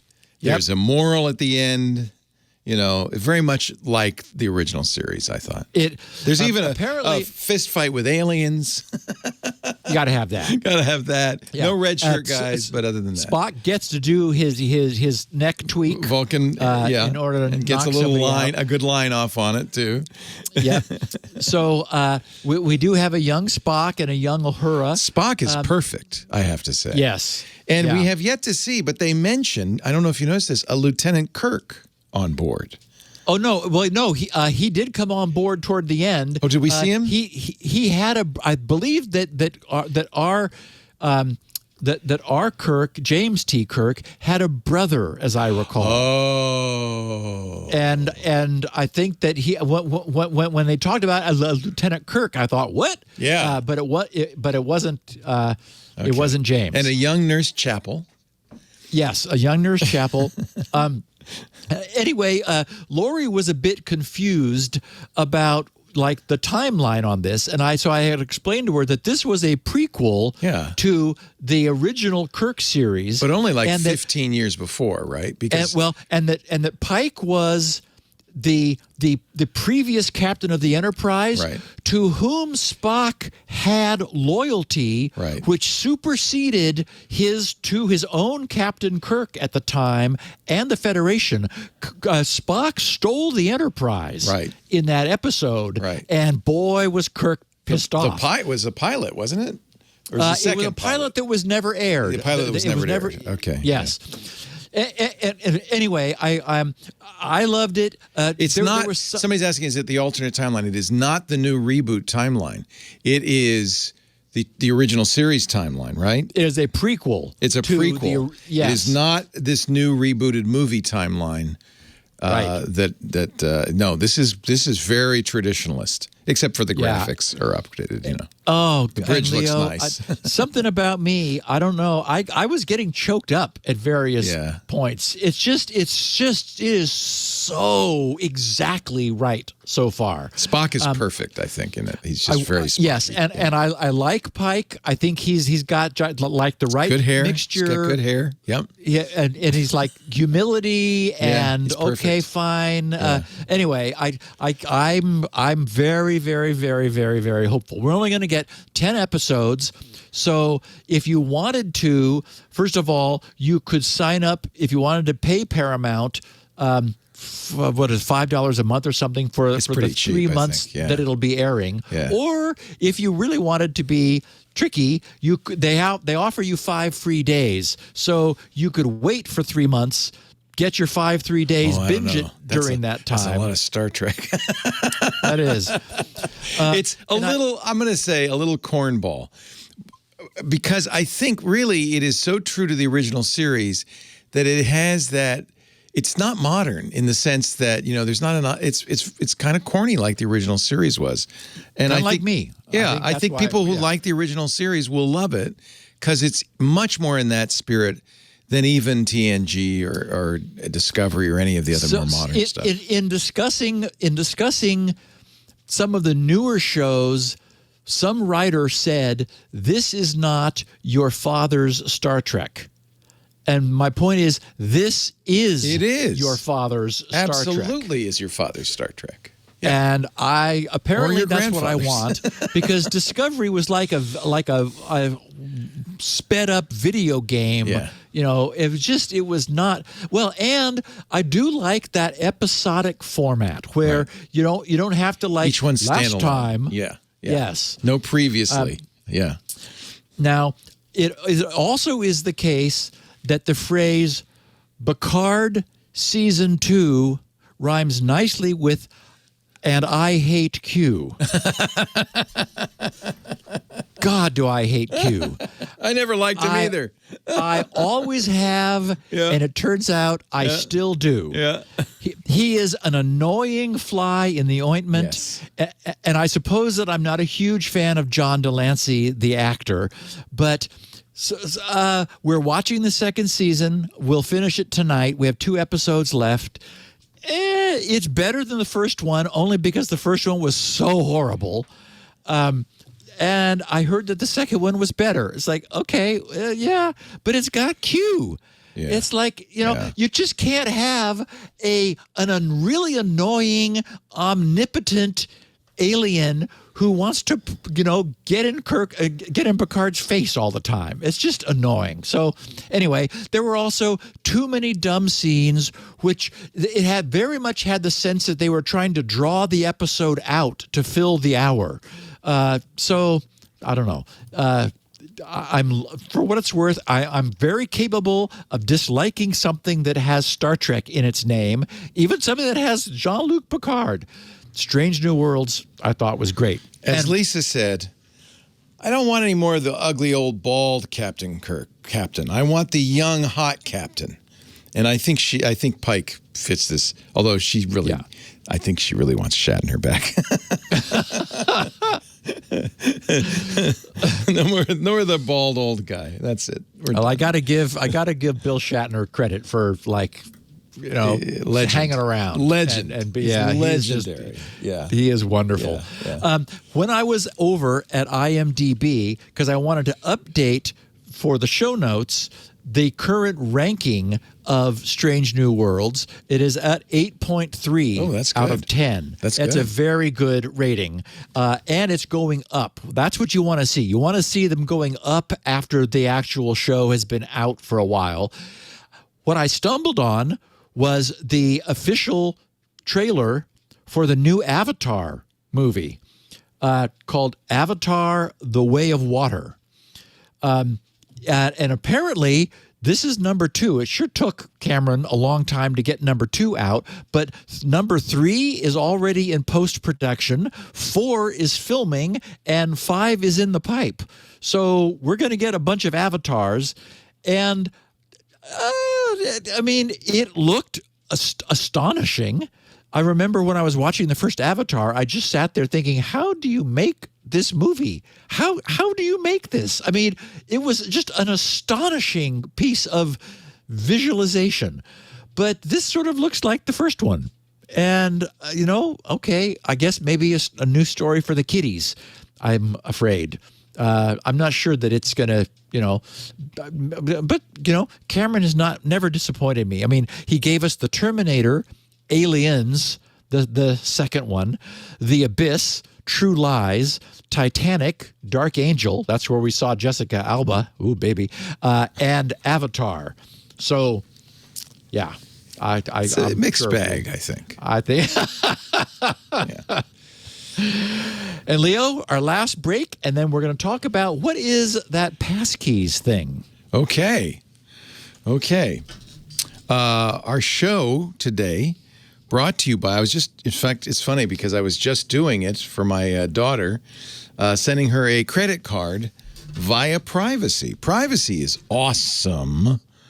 Awesome. Privacy.com. It's a tool that lets you use credit cards without a thought as to the security. Why? Because these are credit cards that are either one-time only burner cards. Use them, it's gone, it's done. I actually don't make too many of those. I'm much more likely to use the merchant locked cards. So you make a card at privacy.com, and they have plugins for Chrome and Firefox, so it's actually very easy, or you can log in, make the card. It appears as a real credit card with a expiration date 5 years in the future. That's convenient. A real security number and all of that. But it's locked to the merchant in the case of the merchant card, which means when I made a card for Amazon, only Amazon could ever use it. I do this all the time because I don't want, if that card gets stolen, it can't be used. It gets declined immediately. I can also control how much is spent. I can set spending limits per day, per month, per year, per transaction. I can use these. In fact, I always do. In fact, I strongly recommend you do for recurring transactions, subscriptions, because it seems to be the case. Now, this is not true for subscribing to Club TWiT, but it does seem to be the case for other things that you subscribe to, especially recurring ones. They don't make it easy to cancel, right? My worst one is, well, you have to call to cancel. It was so easy to create the subscription online. Oh, but you got to call to cancel. Well, if you use privacy cards for all your subscriptions, as I do, don't bother canceling. Press pause. Or if you want, burn the card. Destroy it. They can never use it. They can never get any more money out of you. You're done. It's it. It's simple. It's the best way to use credit cards. Plus, privacy masks your real bank information. Obviously, they have to have it so they can debit you, but they don't pass it along to the vendors. So I can use, and I often do, John Doe, 123 Main Street, Anytown, USA, 10000 as my, address and zip code, and it goes through. Privacy knows it's me. They're not worried about it, and the merchant doesn't get any information about me. This is a great way to clean up your digital hygiene, to use with confidence credit cards online, even at shady spots that you would never dare use a credit card. It's such a great way to do it. And is it easy to share? Yes. So from time to time, my mom, 89 years old, she cooked for me my whole childhood. I want to buy her dinner. So I said, well, Mom, I'm going to send you a card. And by the way, you don't tell it what the merchant is ahead of time. So I said, I'm going to send you a card. Use it for Grubhub, DoorDash, whatever delivery service you want to use. But just be aware that once you use it, it can't be used for anybody else. So the minute you use it for somebody, it's now locked into that merchant. That's how it gets locked. I love that. That's real convenient. And I don't have to copy and paste the card number and all the information into a text message. That's not safe. There's a share. You make the card on the privacy.com website, and there's a button that says share it. What's the email address? They take care of the rest completely securely. She doesn't need an account. She just gets the information she needs securely directly from Privacy. For your own accounting, the account summaries make it easy for you to track how much you're spending every month or somebody else is spending. I know exactly how much Mom spends at Grubhub. There's a summary page, easy for budgeting. You can filter by date, by spend. You even can tag your cards, so you can sort by tagging. Makes it very easy to figure out where your money's going. And there are a number of different payment plans. It's free, absolutely free. But I pay, I think, $10 a month for a pro plan because I get 1% back. That means, given how much I use my privacy card, I make money. I get more cash back, much more than I spend for the pro account. So just something to pay attention to when you sign up. Protect your financial identity on the internet using virtual cards. Go to privacy.com/security now. As I said, you can get the free account. Try it out. You'll automatically get $5 to spend on their first purchase. It's free forever, always free. But you may want to look at the other plans down the road because it's worked out very well for me. If you use it a lot, do that. Privacy.com/security now. Just the best way to use credit cards online. Nobody ever knows anything about me. I can cancel it at any time. I can pause it. I can unpause it. That's a really nice feature. I just love it. Privacy. My daughter said, I want Spotify. I said, well, look, here. I just sent her the card. I sent her a privacy card. I said, buy the family plan and add me and your brother and everybody so everybody can use it. And that way we'll all benefit. And but she has the card. The card's in her name. I think it's just a really good way to do it. Privacy.com/security now. Secure, private. Great. Okay, Steve. By the way, I did want to mention, you didn't like book 4 of the Bobiverse. That's where I was talking about otters floating down the river. I liked it. I liked it quite a bit. So, but now I'm waiting for book 5. Love the Bobiverse. Good. Yeah. Good. Now, let's talk about this FIDO thing, because I really want to get your take on it. So, Ars Technica's headline was Apple, Google, and Microsoft want to kill the password with Passkey standard. Instead of a password, devices would look for your phone over Bluetooth. Bleeping Computer said Microsoft, Apple, and Google to support FIDO passwordless logins. The Record said Google, Apple, and Microsoft to expand support for passwordless sign-in standard. And it made the headlines in all of the tech press. And all of these headlines popped up last Thursday, May 5th, which, as I said at the top of the show, was not only Cinco de Mayo, but also World Password Day. And the news of and questions about this new Passkeys was the most tweeted to me item of the past week, with many of our listeners wanting to know what it was and what I thought. Having spent 7 years of my life designing, implementing, demonstrating, and proving a complete working solution to this need, I have a good grasp of the problem domain. So I dug into this Passkeys news by going to the source.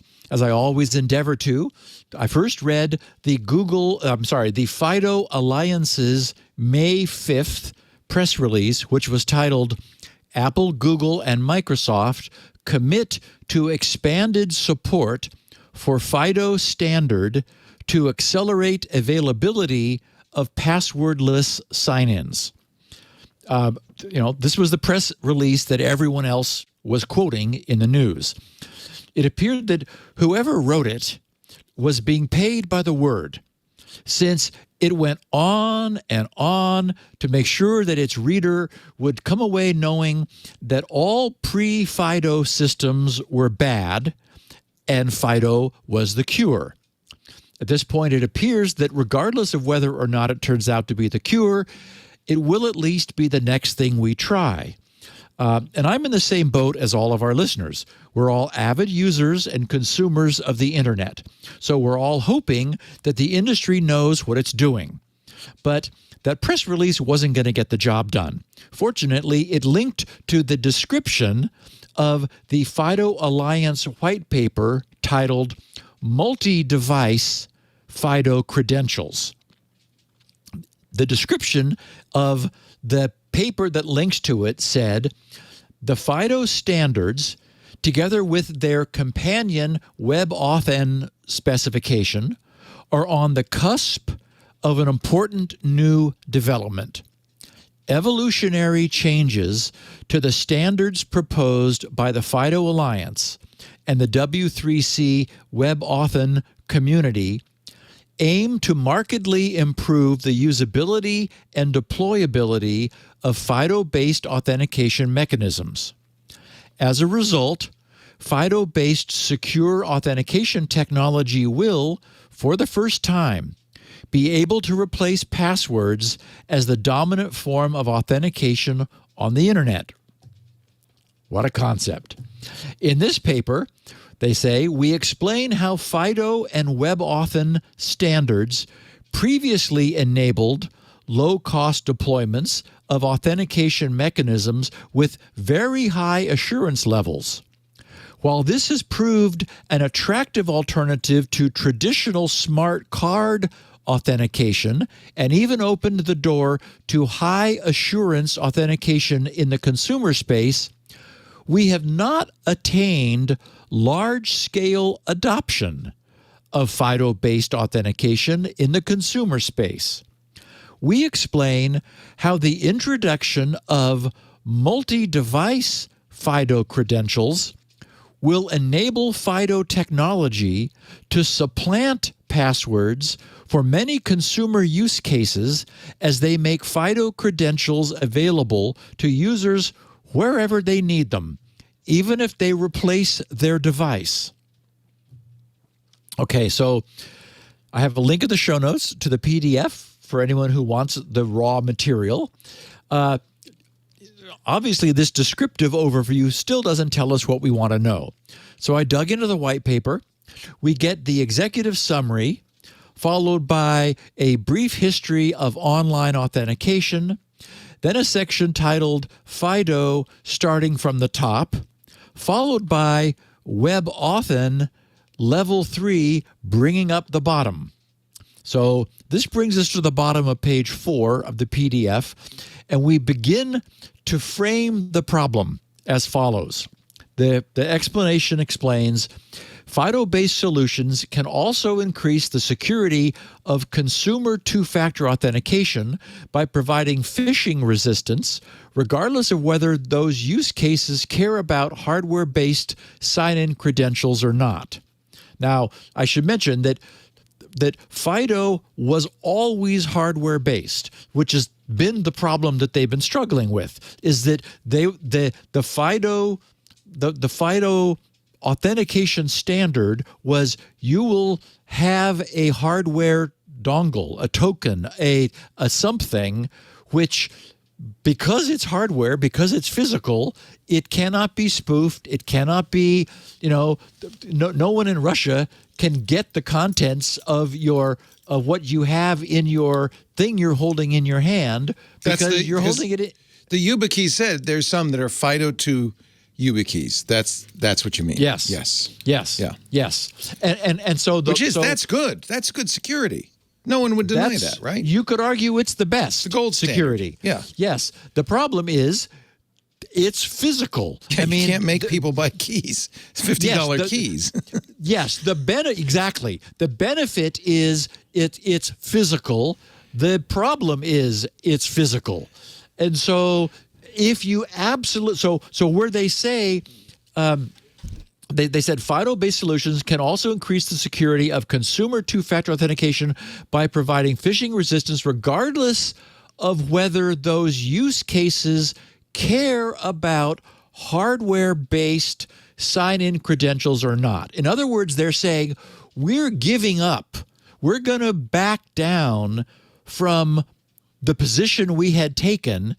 I mean, you could still use hardware-based sign-in credentials, but now you're not going to have to. We're not going to make you have to have a hardware dongle.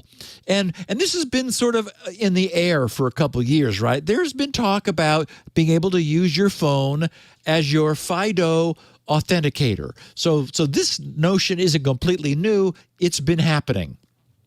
They said, however, we have observed limited adoption in this latter category, especially in the consumer space, because of the perceived inconvenience of physical security keys, buying, registering, carrying, recovering, and the challenges consumers face with platform authenticators as a second factor. For example, having to re-enroll each new device, no easy ways to recover from lost or stolen devices. They said, while these drawbacks can make FIDO-based solutions, whether based on physical security keys or platform authenticators, and I should explain this phrase platform authenticators, that just means your smartphone or your laptop. That's what they're calling that a platform authenticator as opposed to a physical security key. So drawbacks can make FIDO-based solutions, whether based on physical security keys or platform authenticators, a tricky proposition for users already accustomed to two-factor authentication. They present an even higher barrier to adoption for users who don't want to use two-factor authentication at all and are stuck with passwords. And so, finally, we get down to it.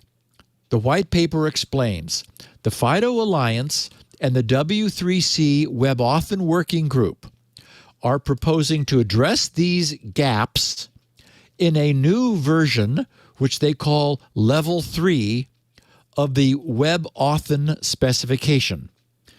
The two approach, they said, two proposed advances in particular bear mentioning. And so here they are, 1 and 2. Number 1, using your phone as a roaming authenticator. That's the first of these proposed advances. They said a smartphone is something that end users typically already have. Virtually all consumer space two-factor authentication mechanisms today already make use of the user's smartphone. The problem is that they do this in a phishable manner. You may inadvertently enter a one-time password on a phisher's site, or you may approve a login prompt on your smartphone, not realizing that your browser is pointed at the phishing site and not the intended destination. The proposed additions to the FIDO WebAuthn specs define a protocol that uses Bluetooth to communicate between the user's phone, which becomes the FIDO authenticator, and the device from which the user is trying to authenticate. Your laptop, for example. Bluetooth, they say, requires physical proximity, which means that we now have a phishing-resistant way to leverage the user's phone during authentication. Yeah, the hacker has to be in physical proximity, which is good. Right? Because Bluetooth is not the most secure. Well, go ahead. No. Of course, Squirrel solved this with a QR code that you let your phone see, as we know. Right. They said, with this addition to the FIDO WebAuthn standards, two-factor deployments that currently use the user's phone as a second factor will be able to upgrade to a higher security level, phishing resistance, without the need for the user to carry a specialized piece of authentication hardware, parens security keys. Oh, thank God. So yes, we'll be able to use our phones. Wonderful. That was point 1. Here's point 2. Multi-device FIDO credentials. Okay? They say, we expect that FIDO authenticator vendors, in particular those of authenticators built into OS platforms, we've heard the names, right? Apple, Google, Microsoft, will adapt their authenticator implementations such that a FIDO credential can survive device loss. In other words, and again, it hasn't been done yet, but this is what they expect. We expect that FIDO authenticator vendors, blah, blah, blah. In other words, if the user had set up a number of FIDO credentials for different relying parties, and relying parties is a term of art in this whole identity space, on their phone, if the user had set up a number of FIDO credentials for different relying parties on their phone, and notice that in FIDO, you need a credential per relying party. That is a FIDO credential for Amazon, a FIDO credential for PayPal, a FIDO credential for Facebook, a FIDO credential for Google, blah, blah, blah. One each. It's a one-for-one mapping in FIDO. And then they say, got a new phone, that user should be able to expect that their FIDO credentials will be available on their new phone. This means that users don't need passwords anymore as they move from device to device. Their FIDO credentials are already there, ready to be used for phishing-resistant authentication. Okay, now I'll just pause to note that I solved this problem with one-time password authenticators with my sheaf of printed QR codes, right? We were talking about that last week. When I'm enrolling on a site that uses a one that offers me second factor authentication with a one-time password, and it shows me the QR code, which I can then capture with my authenticator on my phone. I also print the paper out, and it's securely stored. I have a sheaf of them for all the places I use two-factor authentication, so that if I need to set up a new device that doesn't sync in some fashion with the authenticator in my phone, I can do that. It's offline. No one in Russia can get to it. It's very secure. But it's a little burdensome. I had to do that. Lots of people don't. And then they get stuck if their authenticator won't export or transport and sync. So they say, for these multi-device FIDO credentials. So this is their term. Multi-device FIDO credentials just means cloud sync. That's all that is. Multi-device FIDO credentials. It is the OS platform's responsibility to ensure that the credentials are available where the user needs them. And also note that note that some companies are calling FIDO credentials passkeys in their product implementations, in particular when those FIDO credentials may be multi-device credentials. So in other words, just for the record, passkeys is not a term of art in FIDO, and I imagine that the company that has a trademark on passkey is not very happy. A lot of people noted that the government started to use the term shields up for one of their things. And it's like, okay, fine, I don't care. But exactly. So they say, just like password managers do with passwords, the underlying OS platform will sync the cryptographic keys that belong to a FIDO credential from device to device. This means that the security and availability of a user's synced credential depends on the security of the underlying OS platforms, Google's, Apple's, Microsoft's, etc., authentication mechanism for their online accounts, and on the security method for reinstating access when all old devices are lost. While this may not always meet the bar for use cases that require physical key level security, they write, it is a huge improvement in security compared to passwords. Each of the referenced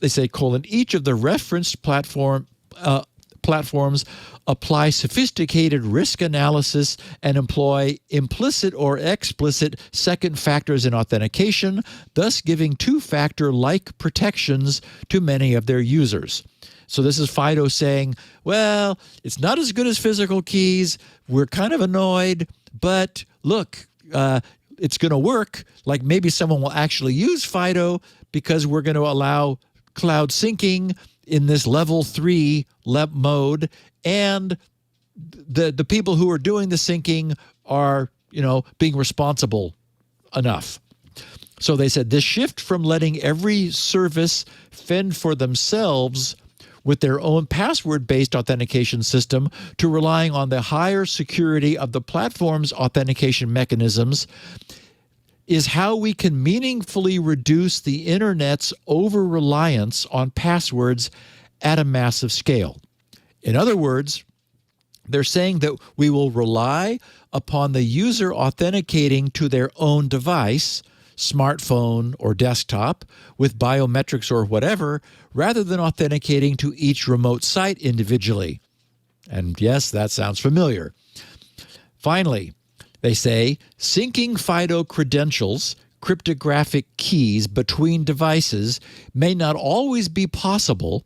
For example, if the user is using a new device from a different vendor, which doesn't sync with the user's other existing devices. In such cases, the existence of the above-mentioned standardized Bluetooth protocol enables a convenient and secure alternative, if the FIDO credential isn't readily available on the device from which the user is trying to authenticate, the user will likely have a device, for example, a phone, nearby that does have the credential. So, in other words, if you're using Windows and iOS won't sync to Windows, then you can use Bluetooth on your iOS device to get the credential over into Windows. They said the user will then be able to use their existing device to facilitate authentication from their new device. Okay, so it appears that what this press release and these so-called passkeys, which is, again, as the white paper explains, don't actually have anything to do with FIDO, that is, the term doesn't. It's just the introduction of cloud syncing among devices to facilitate the transport of one's collection of FIDO credentials from one device to the next. The other piece, well, and in the case of device loss, you when you get a new one, you resync with the cloud and you get all of your FIDO credentials back. The other piece is that the FIDO Alliance appears to have formally given up on the idea that we're all going to go out and purchase a hardware FIDO token when we all already own a smartphone that can serve the same purpose.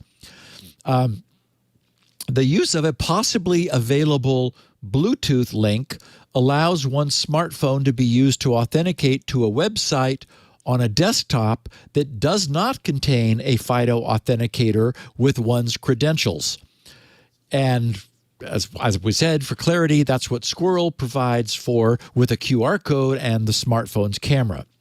And yes, speaking of Squirrel, I know that the heads of everyone out there who understands Squirrel is exploding right now because FIDO still falls very far short of providing the complete solution that Squirrel offers.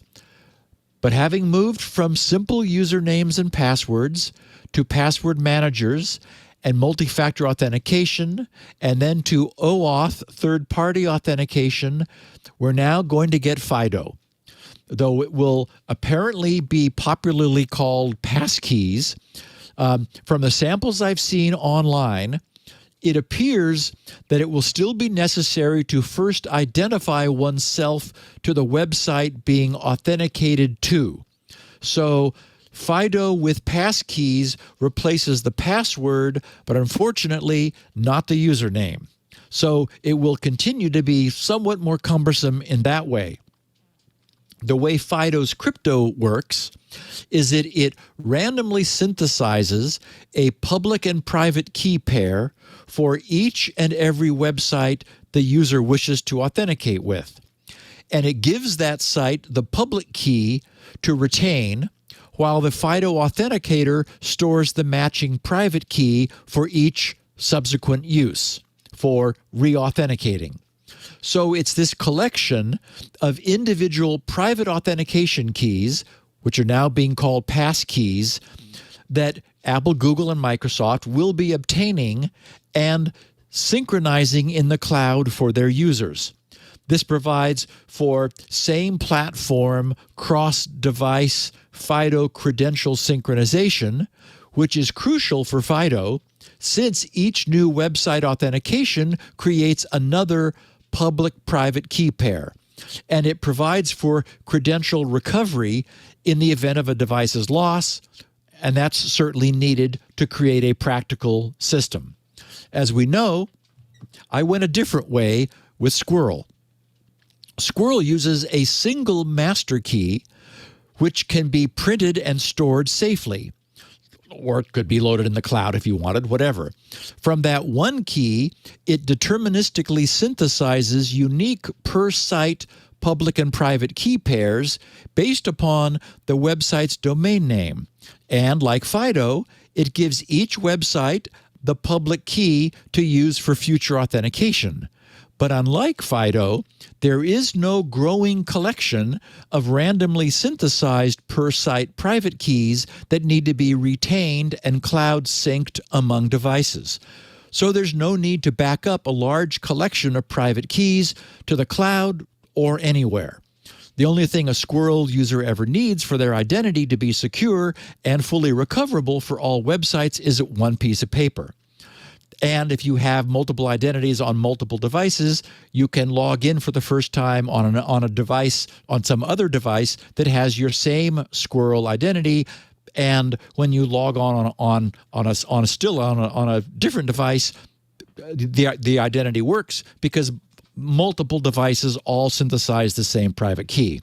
So, backing off from that, overall, this whole big announcement of Passkeys appears to have mostly been a World Password Day timed press event without much technology to back it up.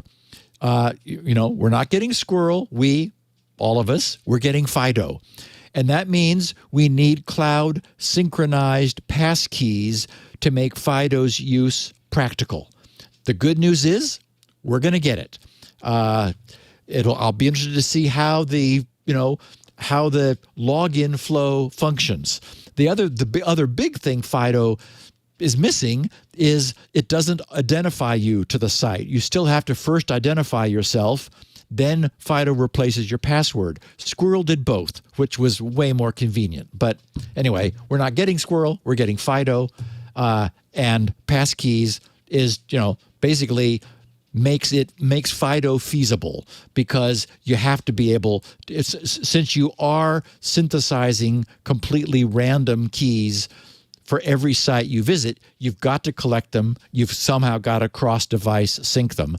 And Apple, Google, and Microsoft will be taking care of that for us. So it sounds like it's kind of less secure than if you used a YubiKey, I guess. Yes, this is absolutely FIDO Group, the FIDO Alliance compromising themselves down from their ivory tower because nobody wanted FIDO. Right. Yes, nobody was going to do it. I mean, yes, high level. I know that there are Google employees who use their Titan keys to do things, but I don't have. It's not going to succeed if everybody. But see, that's my other issue is not everybody has a smart device. I guess, would this work if you didn't have... Yes. It's always possible to still use a username and password. Oh, okay. That will never go away. Okay. Which means that's what people are going to do. Yes. Yes. So. My favorite example, Leo, is the person who said, I don't need a password manager. And I said... well, you can't be using the same password everywhere. And she said, oh, no, I don't. And I said, how you do that? and she said, well, when I'm creating an account, I just bang on the keyboard a lot. And I said, okay. And I said, so how do you log in again? She said, I forgot. Well, there's a little line there that says, I forgot my password. Yeah. She said, and I never knew it. So I did forget it. Yeah. And she said, then they send me a link and I log in with that. And that's fairly secure, right? I mean, honestly, yeah. Well, it uses an email confirmation in order to reassert that you as long as you don't lose control of your email, you're okay. Correct. And that is the segue to next week's picture of the week, which is already in the document waiting to be displayed. You don't have anything else, but that's there. That's I right. love it. Obviously, Squirrel would be much more secure, but Squirrel has a similar problem, which is it is not trivially easy to use. And for that reason, I think people are going to fall back to a password for almost anything. Yeah. Single sign-on is good. You know, I use Microsoft now for login to Windows. As you know, sends your phone an authenticator, it sends it a two-digit number, and you say, yeah, I know that number, and you're in. That seems like, is that the same thing as this FIDO thing? It's similar. Well, so it's specific to Microsoft. That's right. And that's right. Yeah. And so we're looking for a broad-based solution which solves the phishing and the I forgot my password problem. Right. Which is, easy to use. The fact is we'll have to see what the flow looks like. It is certainly easy to do, log in with Facebook, log in with Google. We know that that's horrific from a tracking and privacy standpoint, right? Because I don't do that. You're bouncing I've stopped through doing that them. entirely. Yes. Oh my God! Yeah. And in fact, I did hear you on TWiT last Sunday talking about how you were finally thinking maybe you should be taking privacy a little more seriously. Yes. I admitted I was wrong, and that because these data brokers selling information about who visited Planned Parenthood over the past week for $160. And what that does is it puts you if you live in Texas, and there are now other states, and soon it might criminalizing 23 other states. Criminalizing interstate travel for the purpose of terminating a pregnancy. For $160, anybody, the way this Texas law works, anybody can go after you. So there's now probably a brisk business, people buying that information and then suing you, or law enforcement in Tennessee, for instance, going after you, or I guess it's Louisiana. In any event, it suddenly became obvious that the government is now starting to go after people for things that they shouldn't be, and it is now dangerous to, leave this stuff on. And that's really, I think that is, you're right. That's the takeaway, is that given a certain set of existing laws, you could argue that with those laws, there's a reduced risk from lack of privacy. Yeah. But if the laws change, well, that's the problem. Exactly. Then suddenly the previous assumptions no longer hold under the new regime. Exactly. And that's the danger. If you trust the government, no problem. I no longer trust the government, so problem. Yeah. And that's too bad. Yeah. But now we have to pay more attention. So you've been right all along. I was a wide-eyed optimist. I am no longer. Steve, thank you as always. It's always eye-opening and always fascinating.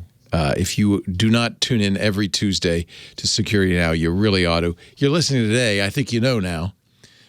Several ways you can do this. You can watch live if you happen to be around. 1:30 p.m. Pacific, 4:30 Eastern, 20:30 UTC. On a Tuesday, you could just go to live.twit.tv. There's a live audio and video stream there. You could watch that. If you're watching live, chat live at irc.twit.tv. Of course, Club TWiT members can also watch live inside the club. They can chat about it inside the club. There's a lot of other benefits. $7 a month, ad-free versions of all the shows, so there's no tracking. If you really want privacy, twit.tv/clubtwit is a good place to go. After the fact, you can online go to twit.tv/SN. That's our website. Steve also has the show at his website, grc.com. In fact, he has two unique formats. He has a good contrived transcripts by Elaine Ferris, who listens to this whole show. She's listening even now and writes it down and then puts it in a transcript. That's really handy for searching. You can also get a 16 kilobit version for the bandwidth impaired. Then, of course, the full 64 kilobit audio. Also available at grc.com. If you're over there, you know, it might be a good idea. Pick up a copy of SpinRite. Current version 6.0. If you buy today, you'll get a copy of 6.1 when it comes out, but you'll also participate in the final stages of that creation. And everybody who has mass storage really needs SpinRite, the world's best mass storage maintenance and recovery utility. There's lots of other great stuff. grc.com. You can also leave them feedback there. grc.com/feedback. Maybe the better way to do it is through Twitter. He has his DMs open, as the kids say. You can slide into them at SGGRC on the Twitter. SGGRC. We have copies of the show at the website, as I mentioned. You know, the easiest thing might be just to subscribe. Both Steve and I have links to the RSS feed. You put that into your podcast client, and you'll get to the show the minute it's available each and every Tuesday, so you can listen at your own leisure, at your own pace. I know some people like to listen at 1.5. In which case, when you watch live, I just got to warn you, we will sound drunk talking at normal speed, but that's the side effect of listening at double speed.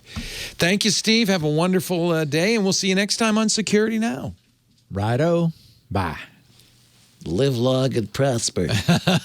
Hey, I'm Rod Pyle, editor of Ad Astra Magazine, and each week I'm joined by Tarek Malik, the editor-in-chief over at Space.com, in our new This Week in Space podcast. Every Friday, Tarek and I take a deep dive into the stories that define the new space age. What's NASA up to? When will Americans once again set foot on the moon? And how about those samples from the Perseverance rover? When are those coming home? What the heck has Elon Musk done now? In addition to all the latest and greatest in space exploration, we'll take an occasional look at bits of spaceflight history that you probably never heard of, and all with an eye towards having a good time along the way. Check us out on your favorite podcatcher. Security Now.